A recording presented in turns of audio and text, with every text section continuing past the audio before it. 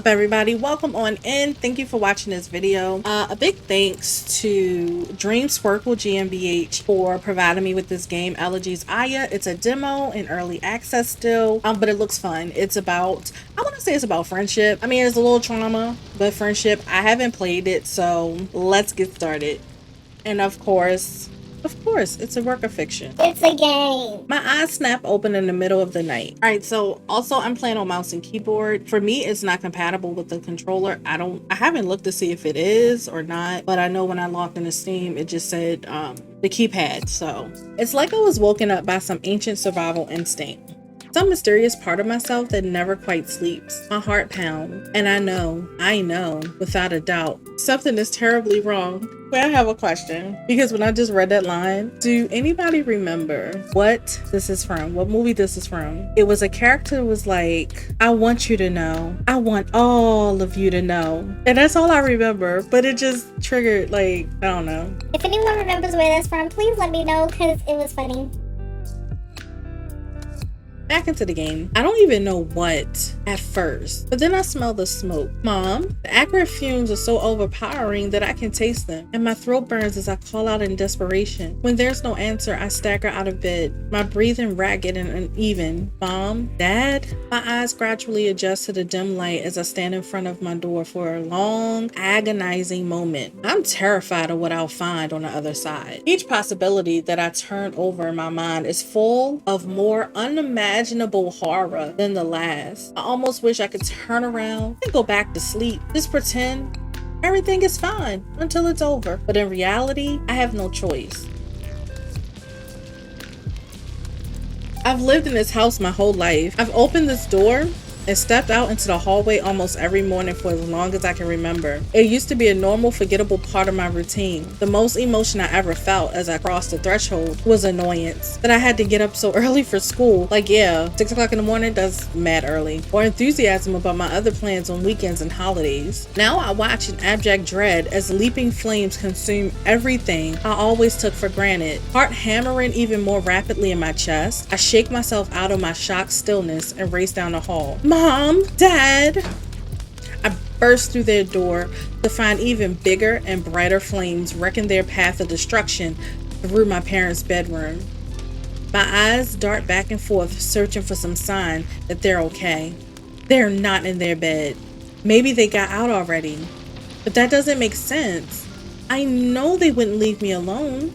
A hacking cough tears through my lungs, sparking a memory of fire safety class from my childhood in the back of my mind. I drop to my hands and knees to limit my smoke inhalation. And that's when I see her. My mother is lying motionless on the floor by the end of her bed, her hand reaching out with splayed fingers pointing toward me. Her eyes are open, unblinking, and filled with unmistakable terror. Mom! She doesn't respond. Her expression doesn't change. A part of me knows why, but another part of me isn't ready to accept it. Mom, can you hear me? I call out again, my throat burning from the smoke. She can't hear me. I know she can't. She'll never be able to hear me again. Still, I crawl toward her as the flames crackle around me. Before I can make it very far, I find myself knocked flat on my face. My back is in searing pain, and I've been winded by the impact of whatever decaying piece of my home just struck me down. I flail hysterically to free myself. One desperate lunge to the side brings me face to face with my father. His unchanging expression just as twisted and horrifying as my mother's. Dad, I don't have the strength to shout anymore. The word comes out as a rasping, barely audible cry. They're gone. Both of them. The people who've taken care of me my whole life. The people I instinctively ran to for help the moment I knew something was wrong. They can't save me, and I can't save them. I have a vision of my happy childhood memories shattering like glass as I watch the flames reflected in the cold, lifeless eyes of my father. And then a chunk of flaming debris hits the floor between us, and I scramble backwards in a panic. The knowledge that my parents won't be getting out of here feels like a vice around my heart. But I don't have time to grieve. I have to get out of here before I join them. Go and get back in the hallway. The fire is moving quickly. Damn. destroying more and more of the upper floor of the house as I search for an escape. The stairs are out of the question. They're already crumbling to pieces as the flames consume them. I recklessly shoulder my way through the least damaged door I can see, hoping to make a break for it out of a window. Yeah, I find myself in a spare room where I used to sit on an old cold couch and play video games with my friends when we were kids. Those memories flood my mind as I fumble with the window latch. The heat of the still spreading fire at my back. Damn. I groan as I heave at the window, unable to slide it open. Girl, you better bust through. Of course, this window was always sticking, making it impossible to let a breeze in here during summer. It's the worst possible room I could have picked, but that immovable window is still my best option. I take a few tentative steps backward, gasping a deep breath of the smoky air, and jump. The glass tears at my skin as I smash through it, and for one horrifying moment in the air, I feel certain that I'm going to die. And then I hit the ground, crying out uncontrollably in pain and fear. But alive. I've landed in a crumbled heap on my side, one leg and shoulder taking the brunt of the impact. I know without even trying to stand that something is broken, just from the pain, but also from how wrong it feels. Coughing and spluttering, I twist into a position where I can use my good arm and leg to scrabble through the dirt toward the road. As I inch forward, an overwhelming wave of exhaustion hits me, and it becomes even harder to force myself to go on. I hear a faint siren in the distance. There might be hope for me after all, but good luck. Surprise! What's going on here? We got a hospital room. Somebody gonna be there next? Okay, no. For what seems like ages, I remain convinced that my life ended in the fire. Oh, shucks. I wake up in a hospital bed, but I don't know if wake up is even the right term for it. I don't feel awake.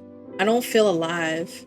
For what must be at least a few days, I drift in and out of consciousness, barely aware of what's happening even when my eyes are open. Worse, sometimes they try to ask me how I'm doing. Oh, or tell me they're sorry. Sorry for the loss of my parent. It feels so insulting, so patronizing, as if they could ever understand. As I grow more and more stable, I learned that I have a choice between two different states of consciousness. I can be in all-consuming pain that makes every second feel like an hour, or I can be on drugs that dull the pain, along with everything else. The drugs leave me confused and disoriented, and frustrated with my inability to focus. I can barely even string two thoughts together to pass time. Sometimes I think it's not much better than the pain, but at least both options are better than falling asleep and experiencing it all again. Even more helpless than before, watching as the flames destroy everything I ever loved. Either way, there's not much I can do to keep myself occupied in the increasingly long gaps between visits from disquieted doctors and nurturing nurses. I could never even dream of summoning the energy and attentiveness needed to do something like read a book. All I can do is lie here and listen to the muted voices on the television in the corner of the room as they go through the routines of the same formulaic scripts day in, day out. But one day, something finally changes in the form of a mysterious girl. I drift back into painful wakefulness from another one of my heart-wrenching nightmares one afternoon. And she's already there, eyes glued to the television. I can just make out the side of her face at the edge of my limited field of vision. She's probably not supposed to be here. She looks like she's my age or a little younger. It looks like she's wearing a hospital gown. Must be another patient wandering the halls. But she's the first person I've seen who isn't bombarding me with invasive treatments or unwanted sympathy. That music is nice.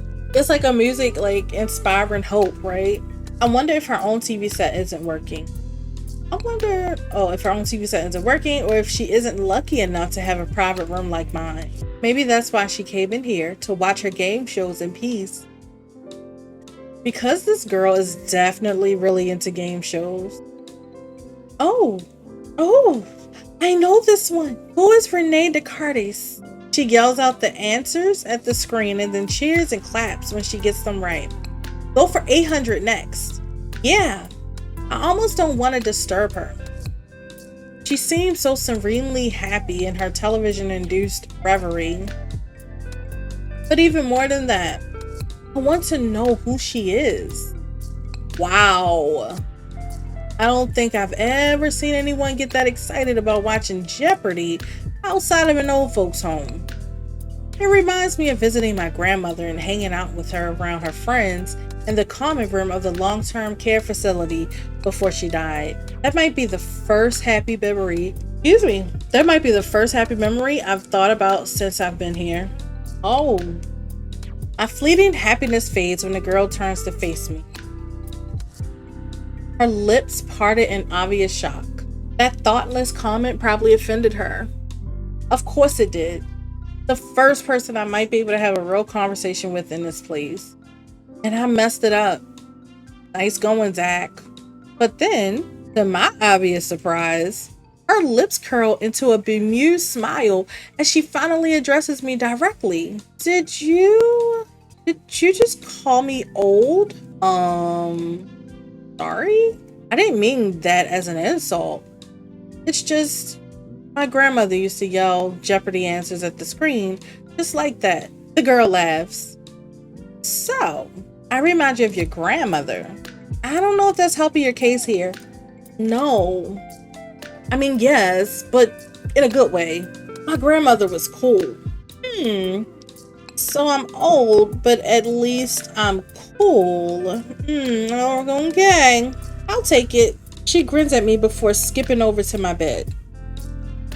I worry for a moment that she's going to sit down too heavily and jostle my broken leg. But she must have been careful because I don't feel a difference at all as she perches on the corner. What's your name? I'm Aya. Zach. Nice to meet you, Zach. She looks me up and down. I haven't seen my reflection lately. I can only imagine a patchwork of burns and bandages that greets her. What happened to you? You lose a fight with a bear or something? I want to joke along with her. Maybe he's not really ready to talk about it, you know? Lose? Yeah, he might not be ready. You should see the bear. Aya laughs uproariously, bringing a smile to my face along with her. What about you? Why are you in here? Are you kidding? The hospital is the coolest hangout spot in town. TV, free food. What else could a girl ask for? I chuckle. I guess she doesn't want to talk about it. I don't want to talk about the fire much either, so I sympathize. I can't help but wonder what the truth is, though. I mean, I guess, you know what? Still, I think the choice was right. He wasn't ready to really talk about it. Like he said, this was like the first happy thought he's had, and you know, since it's happened, so why make him now sit through and talk about the tragedy, you know? If they become friends, he can talk about it at that time, like when he feels comfortable. He doesn't look obviously sick or injured, and she seems to be running around the place freely without a care in the world. Maybe she's being treated in a psych ward for a mental illness. Maybe she's a ghost, y'all. Who knows? I don't know. She'd be the cheeriest mental patient I've ever heard of. But I guess you never know what is really going on with someone deep down. So what do you like to do, Zach, when you're not fighting bears? Wow. What do I like to do? It's been so long since the last time I could just hang out at home and do whatever I wanted. It's like it was another lifetime. I can barely remember how it felt. Video games? I gasp in awe as if that isn't the most boring answer I could possibly have given her. I love video games. I miss playing them so much. All right, what do y'all think is going on with Aya? You'd think someone would have hooked up a console to one of the TVs in here, but no. What kind of games do you like? RPGs, I guess, and some first-person shooters. I would love to play some first-person shooters. I played Fortnite recently, not recently, it was a few months ago, but I would love to play some first-person shooters where I could just like have fun, you know? I need to look at what I have, because half of the games I haven't played yet, or I forgot I had them and I didn't play, or like the games I would love to play, they're not compatible with my computer, so darn. Zach likes horror games. My friends and I used to stay up late when we were kids playing the scariest games we could find.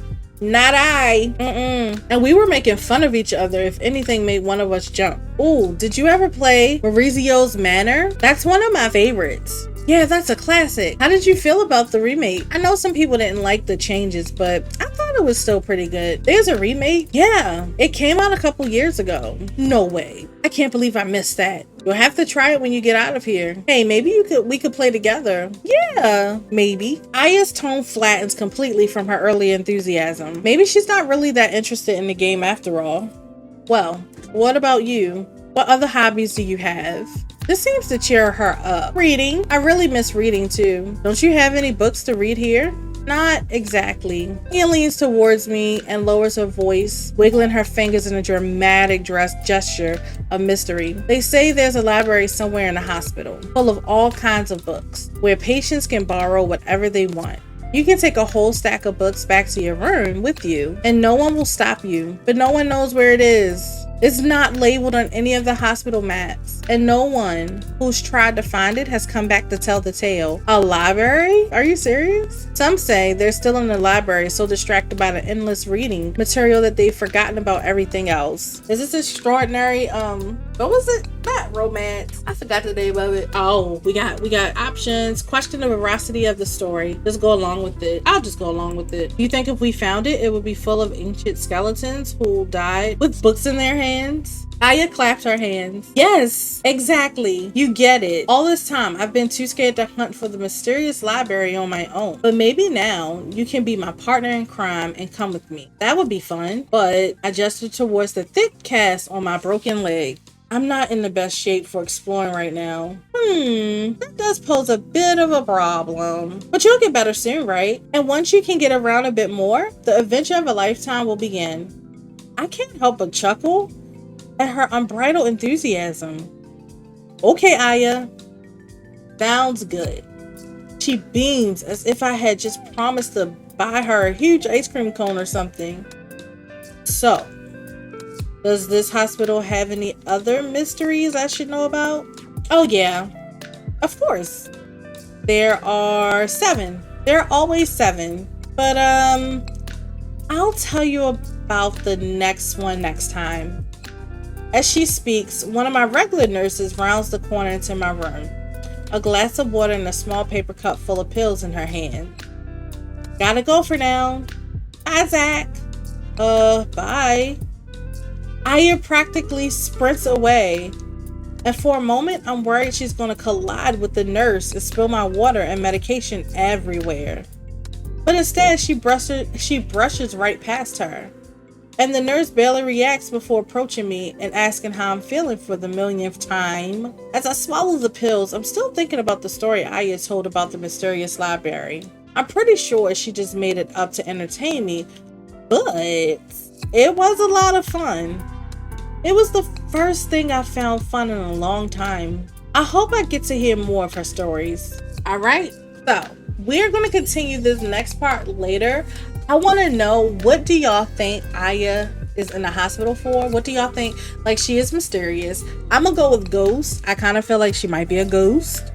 Because why did the nurse not react when she walked by her or she sprinted by her? That was suspicious. So yeah, I'm gonna go ahead and hold on. I don't want to touch it because I don't want to mess it up. But again, y'all, I will be back with the next part of this. I don't know how long the demo is, but it's cool. We can go ahead and do we'll do the playthrough. Y'all, thank you so much for watching the video again, and I will catch y'all in the next video. See y'all.